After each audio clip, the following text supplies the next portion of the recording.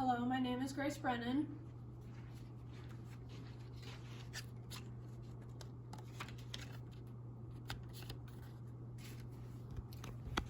Audience member 1 and audience member 2 over there.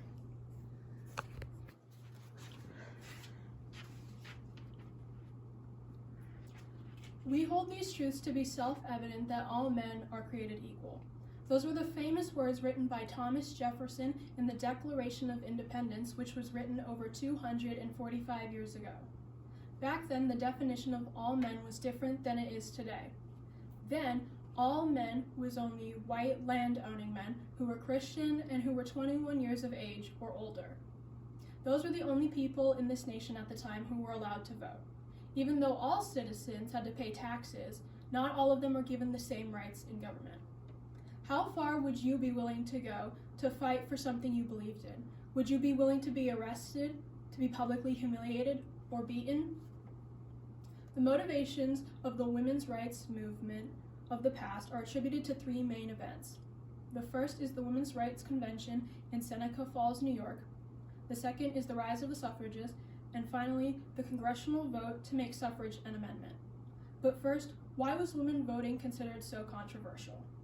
Times were obviously different in the 1800s and 1900s. Back then, if women were given the right to vote, it was believed by some that it would lead to the fall of democracy and the rise of socialism in this nation.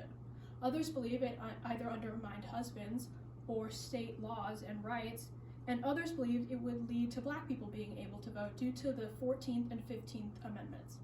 In spite of all of this, those who were determined to get women to vote were not deterred. In 1847, in Seneca Falls, New York City, men and women gathered at the Women's Rights Convention. During said convention, the Declaration of Sentiments was written. In the document, it covered the mistreatment and systemic oppression of women, and also called action upon those who had wronged women, because it also covered the never-ending injustices women in this country faced. It then proceeded to speak about how women who were wed were treated, which wasn't much better. Author of the Declaration of Sentiments, Elizabeth Cady Stanton wrote, "Having deprived her of this first right of a citizen, the elective franchise, thereby leaving her without representation in the halls of legislature, has oppressed her on all sides." This convention was a major catalyst to mobilize the women's rights movement and its supporters. Suffragists, who named themselves after the Latin word suffragium, which meant right or privilege to vote, labeled themselves as such. They participated in protests, speeches, and marches to share their word and fight for what they thought was right. Suffragists were split into 2 groups. The first group was led by Susan B. Anthony and Elizabeth Cady Stanton. These women and the group fought for women's rights on a constitutional level.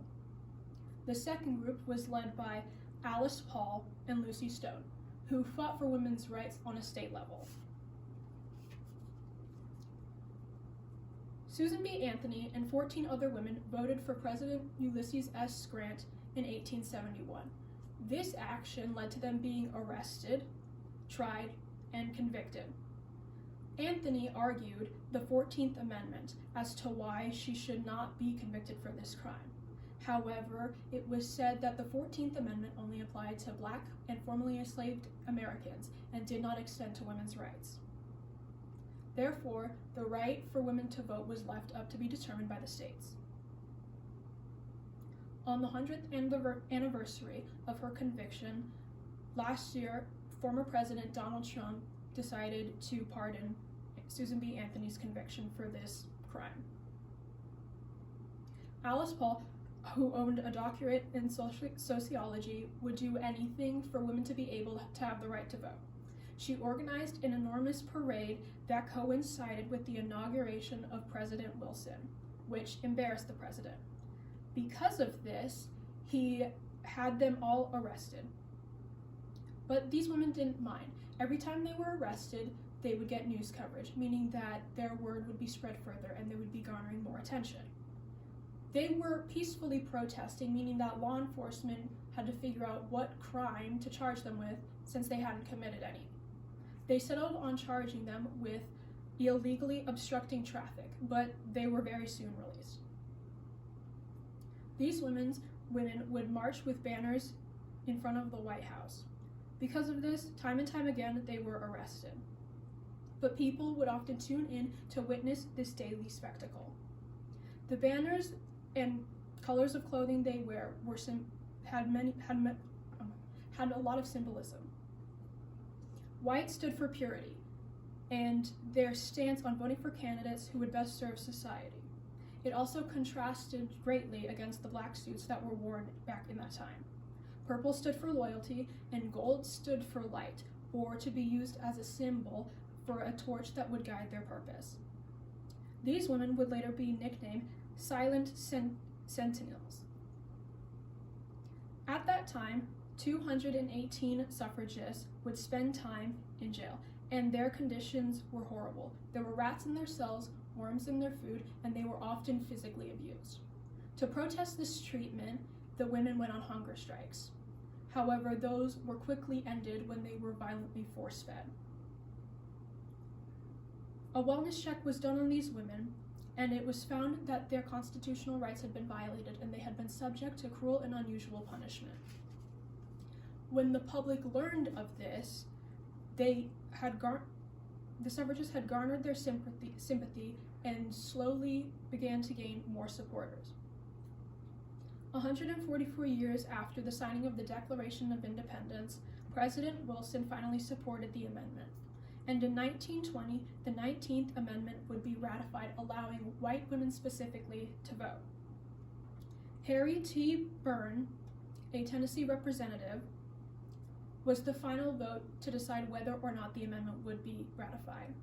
His mother sent him a letter saying, and I quote, "Be a good boy and vote for suffrage."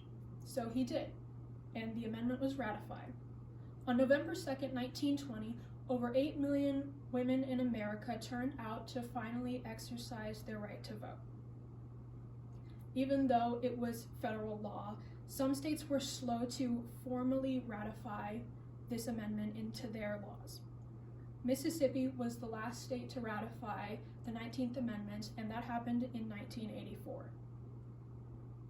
Thanks to the dedication and efforts of these women, women in America today of all races now have the right to vote. Susan B. Anthony, Alice Paul, Elizabeth Cady Stanton, and Lucy Stone reflected determination, perseverance, and courage. Even though Anthony and Stanton fought the longest, they sadly would not be able to live long enough to cast their own ballot. What happened in 1920 is just a small portion of the story, but the women and leaders of that time taught us that it is important to empathize with the struggles of others and to simply treat others with equality and dignity.